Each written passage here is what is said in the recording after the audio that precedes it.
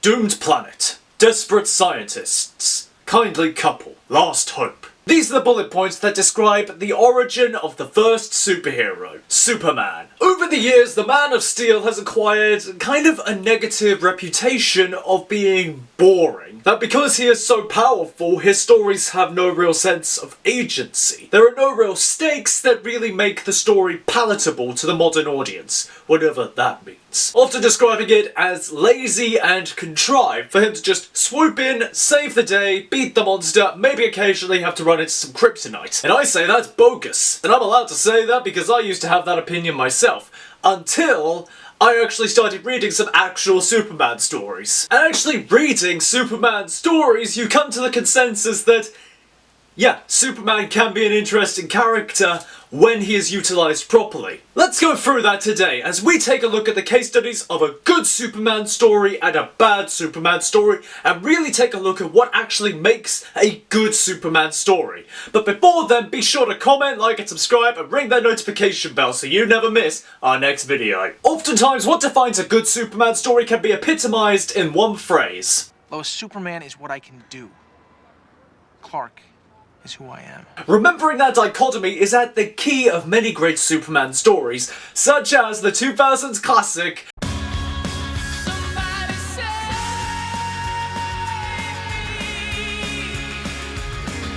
Beginning in 2001, Smallville centered on seeing Clark Kent grow through his teenage years, from being just a simple farm boy from Kansas to being the man of tomorrow. As such, the core in the writing came through in seeing the humanity behind the character and not just focusing on his powers, although that came in at varying points. It was more about seeing how his humanity defined his powers rather than his powers defining his humanity. And with that comes the development of the character over 10 seasons. We get to see the character grow in experience, skill level, and become further ingrained into the world. And this comes with its own share of growing pains. See, superpowers or no, Clark Kent still has to find his way in the world much like any other young person. And this comes with its own sets of challenges which are exacerbated by his Kryptonian heritage. As we see him try to defy Jor-El, who tries to tell him what his destiny should be. As we see him try to resist his calling out into the wider world in Season 7 and just trying to be Clark Kent on the farm. And as we see him in later seasons entering into the world, we actually see him lose his way a little bit. Asking that same question which I think a lot of us ask at a certain point, which is, how did I get here? I went down a path I didn't know I even went down. How do I go back? Learning eventually, as we all do, that you can't move back, you can only move forward. Clark is not flawless and makes mistakes. Superman is seen as a paragon character who has all the responsibility and knows what to do, and seeing how the character got to that point is crucial, including the growing pains along the way. What it looks like for his powers to be used irresponsibly or without inhibition. The toll his secret has on the people he cares about and why he ultimately acts as he does, exemplified in the relationship between himself and Lex Luthor, from friends to enemies, with Clark pushing Lex away over time and keeping his secret from him, despite how it could have saved Lex from what he became. I'm sorry I couldn't save you, Lex.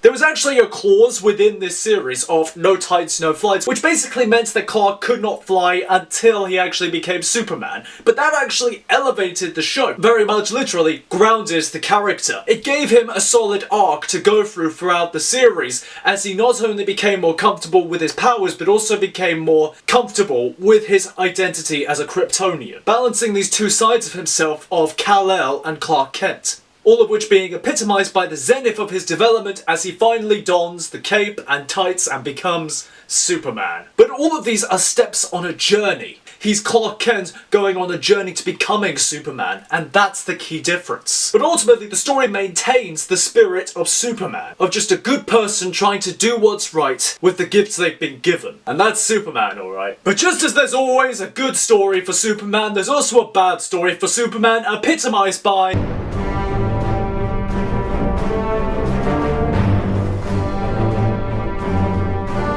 I'm going to only look at the first game for this. I'm not looking at the comic books or the sequel. I'm not looking at any of that. Because this is where everything started from. This is the key point. Everything else either has to do damage control or try to expand upon a bad starting point. And if you have a bad seed at the very start, Really, where can you go? Already we're starting at the key point of where it's focusing on the powers of Superman and his status rather than the humanity of the character. Oh, certainly, we get a hint of the humanity behind Superman, the Clark Kent, when we meet the inciting incident of the Joker blowing up Metropolis, killing Lois Lane, and having Superman be the key instrument in that destruction.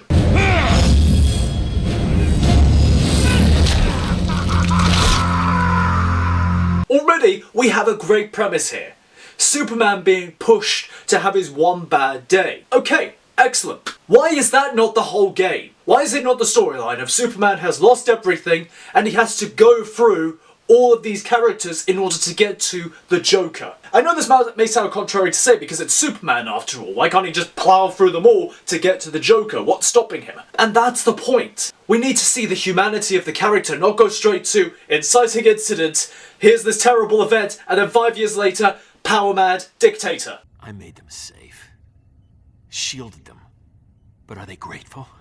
Do they appreciate my protection? No. They whine, complain, side with those criminals. What the heck? That's too big of a time jump and too big of a leap in character. It's much more than just a bullet point. What actually happened in those 5 years to turn Superman into this?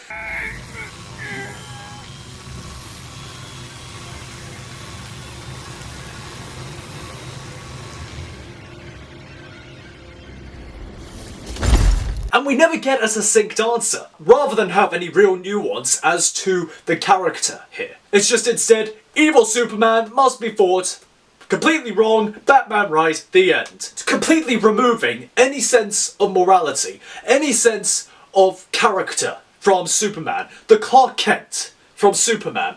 Gone. Just to have punchy Mortal Kombat style action. I know it seems antithetical to just keep talking about the time jump. I mean, come on, it's just the inciting incident to get to the actual plot here. Why delve into it? Because the actual inciting incident is the real story here.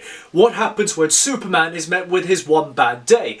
And the fact is that by killing the Joker, it completely misses the point of Superman's whole moral compass. This seems to just come from a writing team that just either doesn't understand Superman or actively despises Superman. That thinks him just to be that boring character, a goody-goody paragon with no real sense of stakes in that storyline. When the stakes of that storyline, of that inciting incident were right there the whole time, of Superman going through all his friends to try and get to the man that murdered everyone he knows, and the question is, will he take that person's life? Ultimately deciding no, because he's Superman.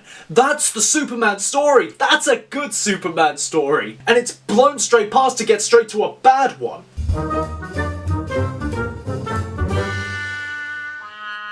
Because it's not the powers that define Superman. It's Superman, it's Clark Kent, it's the character that defines those powers. You just have to look at the key examples of parodies of the character, of Homelander, of Omni-Man, of various other parodies that place emphasis on the powers and saying, oh, well, if a bad person had these sorts of powers, then obviously they would be the bad guy. Of course they would be. That's not interesting. The interesting thing is seeing what a good person, what that person does with all the power in the world. That's a Superman story. What a good person would do with all of the power, all of the responsibility. That's why Superman is the first superhero, because he sets the standard for everyone else. And you have to wonder, with these bad Superman stories, with this, I would even include the Zack Snyder verse with Man of Steel, for example. I know that that's an example where it didn't get to see to full fruition, but it has tainted Superman's view, or the view of Superman, for so many, so I'm going to include it. You have to wonder, if the standard of Superman is brought so low, to not be the standard, to not be the gold standard that all else aspires to, you have to wonder what that says about the superhero ideals at all. Because to say that if one ordinary person was given all this power, all this responsibility, and they would do good with it, that is hope. That is truth for justice. And if we don't have that, then what do we have? Okay, perhaps I'm going a tiny bit overboard there. With the new Superman movie coming out later this year by James Gunn, and even examples of the whole Superman Starman meme that was a thing back in 2024, part of me is kind of hopeful that we're getting back to that standard of seeing Superman as this pinnacle paragon character of Clark Kent with the superpowers. But it remains to be seen what happens there. But until then, comment down below with what you make of Superman. What are your go-to examples for great Superman stories, and what are some examples of bad Superman stories that you've come across in your time? Let us know down below. But until then, thank you for watching and be seeing you.